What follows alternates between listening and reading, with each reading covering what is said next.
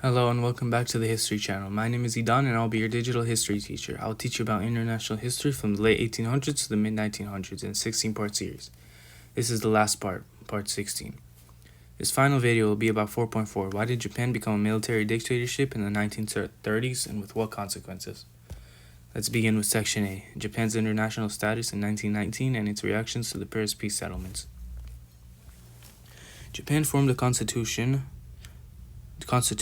government and became a wealthy and strong nation due to following Western policies, using modern weapons and increasing influence in China and in the West.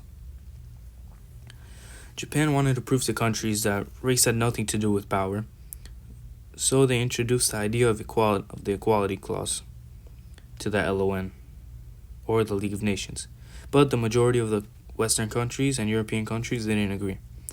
Japan was angry about this and increased their power until being forced to limit it due to fear. During 1889, Japan adopted, now moving on to Section B, political and economic factors and the failure of democracy. During 1899, Japan adopted a constitutional democracy. The emperor had supreme power and males were finally able to vote.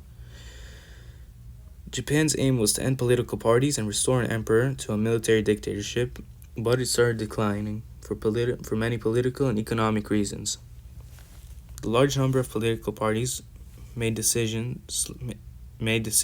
slow and inefficient due to holding different values and little progress in addressing large issues as well as anti-Western views politically.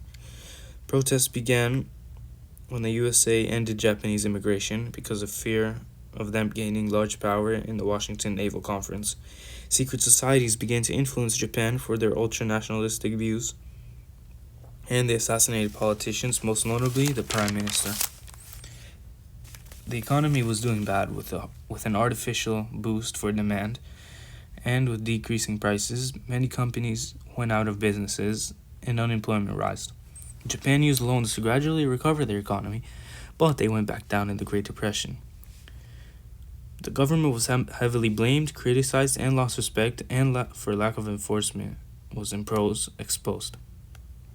Manchuria was invaded because of the invalid treaties, resources, vulnerability of war, and the KMT and CCP battles. Moving on to Section C, implications of military rule for Japanese expansionism. The Leiden Report was made to return Manchuria to China, but the League of Nations didn't enforce this or assist China. War broke out between China and Japan. For 8 years, China later fired on Japan, causing Japan to invade them. Now moving on to Section D, the final section of this chapter, and the final section of the unit, reasons for Japanese involvement in World War II. USA believed Japan was weak, but were actually wrong. So they imposed economic sanctions to end the Sino-Japanese War. And Tojo, the military general, broke relations with the USA, and Japan later attacked Pearl Harbor, killing over 500 men.